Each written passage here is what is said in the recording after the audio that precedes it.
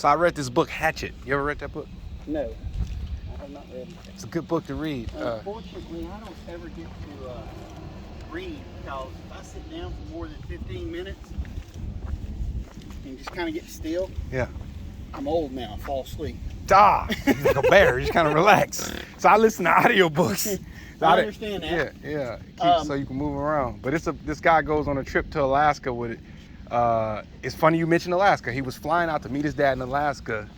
What's the name of it? Hatchet. I read it in it's a kid's book. Heard of it. Yeah. You started giving me the synopsis on it. And you know, he's in the air and the pilot has a heart attack and he has to make like an emergency landing in the middle of like the tundra and had to survive with all he had was a hatchet his dad got him and he made it out of there. It was a kid's book, scared shit out of me.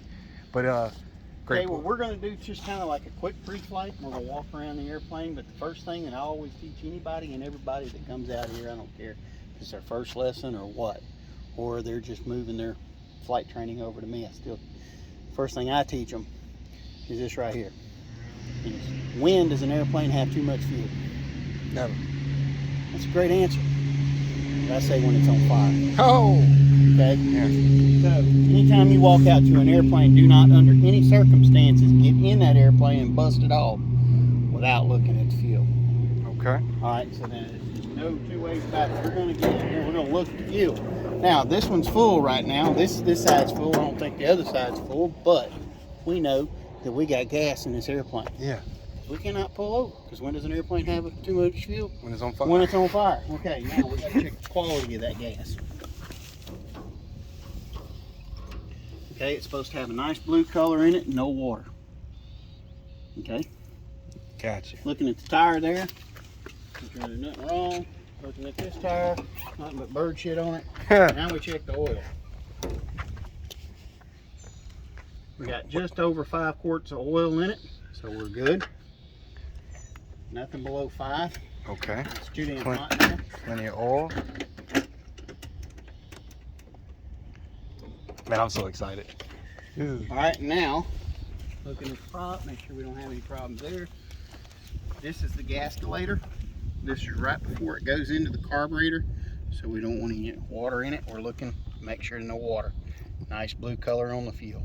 What does water look like? It's just bubbles that'll sit down in the bottom. Water sinks to the bottom. Gotcha. Fuel is heavier. Fuel is lighter than water. Lighter than water.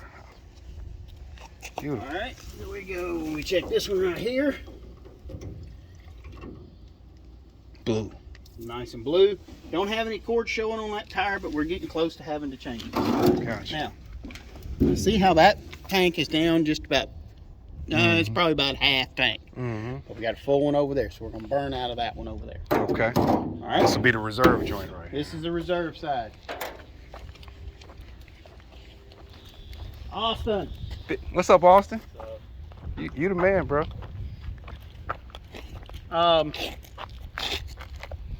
If I have time when I get back, I've got to take the Cub up to Farmerville and put fuel in it.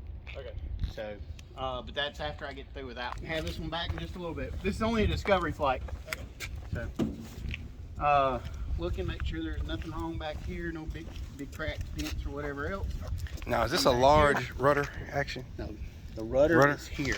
Got it. But see how it says do not push on that one over there? It should say do not push on here, so we don't want to push on the rudder. Now you can go to those Cessnas over there and you can move the rudder around all the time. So this is aileron. This is the elevator. Elevator?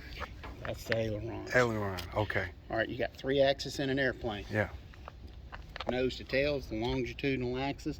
The lateral, or up comes the ladder. The wings runs right straight through the wings, and then the vertical axis run right through the center of the aircraft. All 3 of those meet at the center of gravity. Okay? Yeah. Yeah. All right, so now go ahead and hop on into the airplane. Go ahead and get strapped in on the left seat, and then I'll show you how to get it